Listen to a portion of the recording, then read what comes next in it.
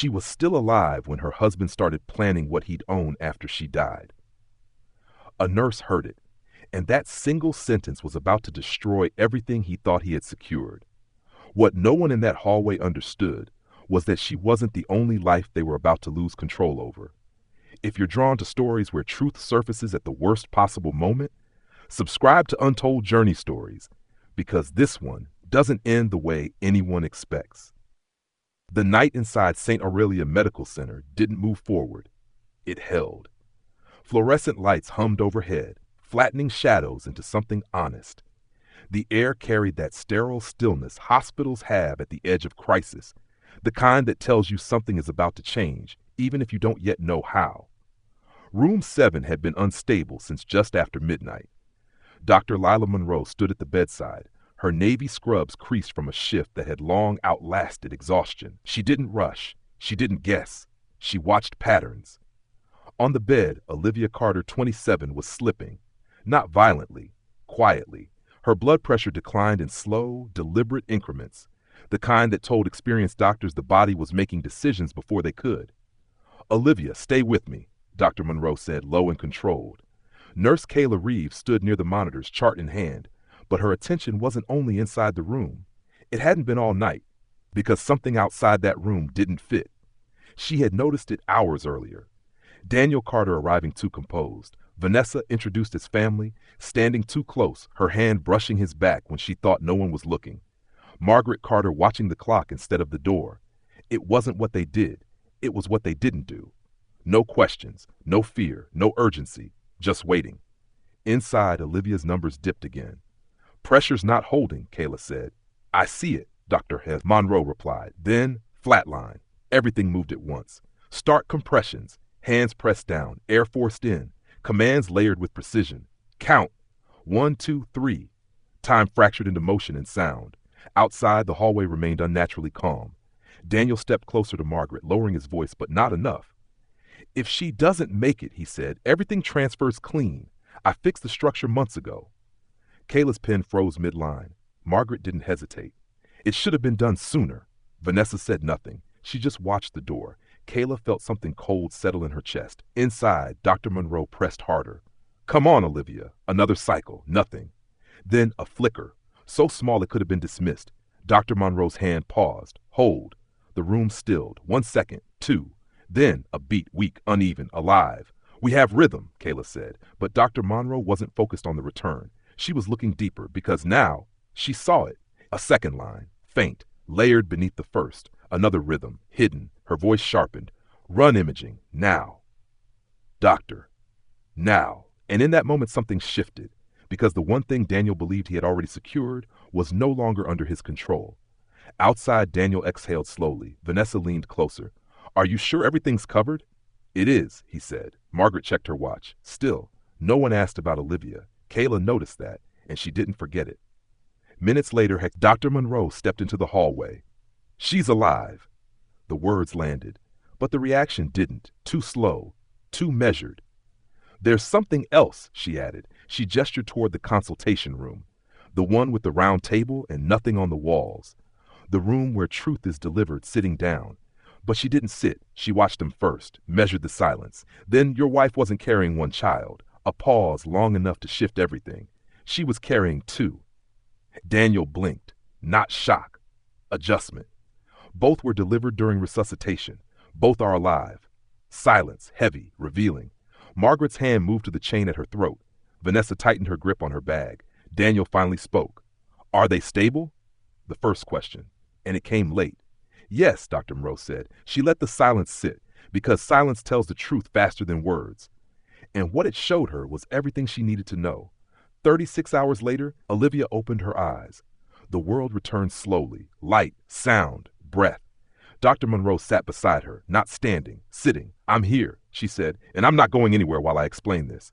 Olivia's voice was thin. "Did I lose the baby?" "No." A pause. "Not the babies." Everything shifted. Olivia blinked. "2? Yes."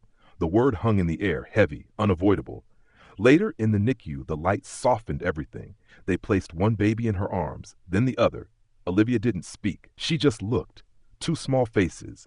2 lives that shouldn't have been possible. "They were both there?" she whispered. Yes, and something inside her aligned. Not shock, recognition. Because the truth didn't start here. It had started weeks ago. Daniel pushing paperwork she hadn't asked for. Margaret bringing up asset structures during dinner. Vanessa appearing too often, too easily, too comfortably. At the time, it had felt like discomfort. Now, it felt like a pattern. What happened while I was under? Olivia asked. Dr. Monroe met her eyes.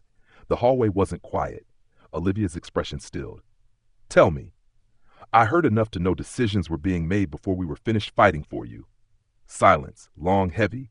Olivia closed her eyes, not to escape, to decide, because grief wasn't the question. Clarity was. I want a lawyer, she said, before I speak to my husband. I'll arrange it, Dr. Monroe replied. But there was something Olivia didn't say, because part of her had already acted, weeks earlier, when something first felt wrong.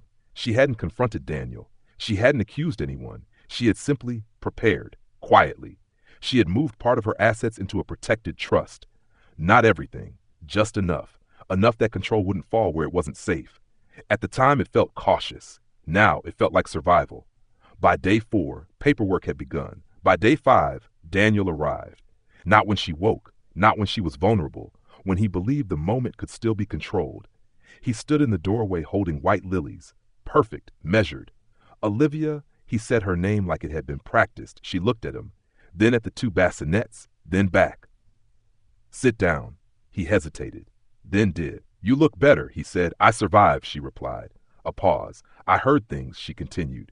His expression didn't change. From the hallway, she said. Still nothing. About timing, about structure.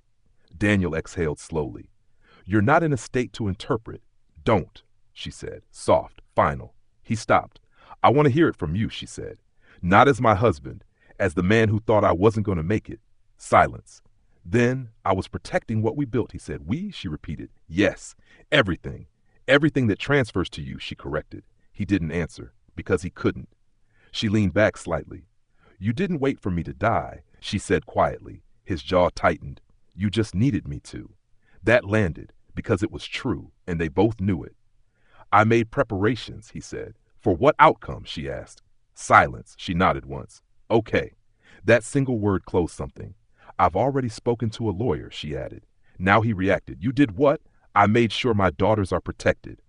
His eyes flicked to the bassinets. That was the moment, the shift. There were variables he hadn't accounted for. You moved assets, he said. I secured them, she replied. Without telling me? Yes. Silence, long, unavoidable. You think this is a game? He asked. No, she said. I think it ended. Another pause.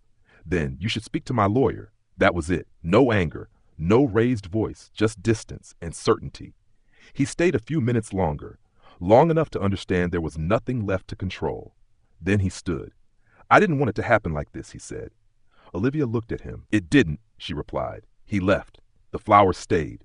She moved them aside without looking. Days passed. The room changed, not lighter, clearer. Kayla continued to pass by.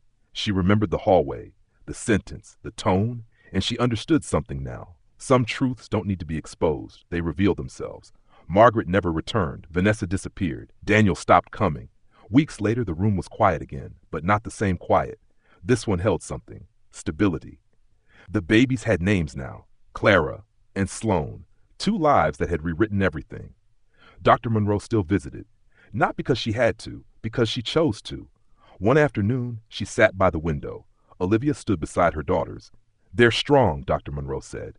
I know, Olivia replied. A pause. Stronger than they should have had to be. Dr. Monroe looked at her. So are you. Olivia didn't answer. She didn't need to, because strength wasn't something she had to claim anymore. It was something she had already chosen. Some endings collapsed loudly. Others rearranged everything without a sound. Daniel had believed the story would end that night. He had been wrong. Because the moment he started planning her ending, she had already begun rewriting it. And this time, it wasn't quiet because she had no voice. It was quiet because she no longer needed to raise it.